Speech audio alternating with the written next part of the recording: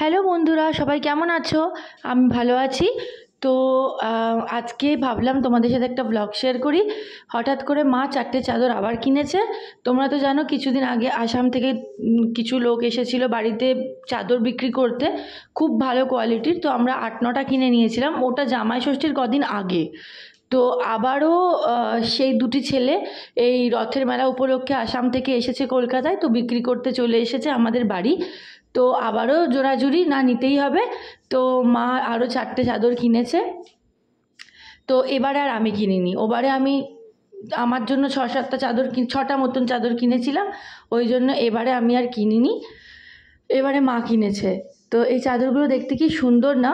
যেমন সুন্দর আর তেমন তার কোয়ালিটিও খুব ভালো। তো সেই জন্য ভাবলাম তোমাদের খুলে এটা দেখাই যে সত্যি চাদরগুলো এত সুন্দর ডিজাইন, প্রত্যেকটা ডিজাইনও সুন্দর আর প্রত্যেকটা দেখতেও ভালো, আর রিজনেবল রেটেও পাওয়া গেছে। তো সেই জন্য সবার শেষে যদি রিজনেবল রেটটা হয় না, তখন শপিং করার সুখটা আরও দুগুণ বেড়ে যায়। তো সেই কারণে আর ডিজাইনের থেকেও কোয়ালিটি খুবই ভালো। তো তারা আবার যাওয়ার সময় বলে গেছে পুজোর সময় আবার আসবে শাড়ি নিয়ে, এবার আসবে শাড়ির জোড়া নিয়ে। আর এই যে ইনিও বসে বসে দিদুনের সাথে চাদর দেখছে। আমি এইটা বলছিলাম মাকে এই চাদরটা খোলবার সময়, যে কদিন আগে আমি অনলাইনে না এই সেম ডিজাইনের একটা টেবিল ক্লথ দেখছিলাম, একটু বেশি চকরা বকরা লাগছিল বলে আমি নিইনি। তো সেই একই ডিজাইনের চাদর হয়েছে। আসলে এইগুলো মা খালি কেনে, পাতে না। তো আমি মাকে বলছিলাম কিনছো যখন সেগুলো তুলে রাখবে না, অবশ্যই পাতবে।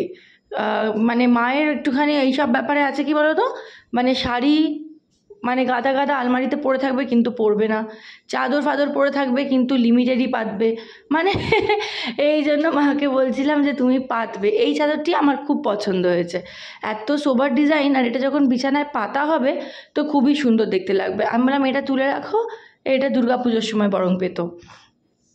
তো এইভাবেই সন্ধ্যেটা একটু চাটা খেলাম, একটুখানি পকোড়া টকোড়া খেলাম, খেয়ে তারপরে এই চাদরের সম্ভার নিয়ে বসেছি।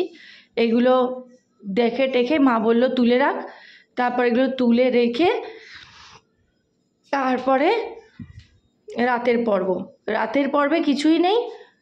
এই আমি একটুখানি রাত্রিবেলা মুখ টুক ধুয়ে স্কিন কেয়ার করি, তারই একটা প্রস্তুতি। মুখ টুক দিয়ে চলে এসেছি। একদিন বরং আমার ছোট্ট স্কিন কেয়ার রুটিনটা তোমাদের সাথে শেয়ার করব, জানি না কীরকম পছন্দ হবে কি না, কিন্তু একবার করব। আর এই যে এইবার এনাকে সময় দেওয়ার পালা। এনার এবার খেয়ে দিয়ে ঘুমানোর সময় হয়ে গেছে, তবুও হাত পা ছুঁড়ে ইনি সন্ধেবেলার মতো খেলছেন। এই যে ডলটা বাধ্য হয়ে ওপরে বেঁধে দিয়েছি, মাঝে মাঝেই ডলটার দিকে তাকায় আর হাসে, ওটাকে একটুখানি নাড়িয়ে চাড়িয়ে দিই। কী করব, কোথায় রাখবো, মানে ডল নিয়ে ধরে তো খেলতে পারে না, ওই জন্য ভাবলাম বুদ্ধি করে যে ওপরে দই ঠই দিয়ে টাঙিয়ে দিই।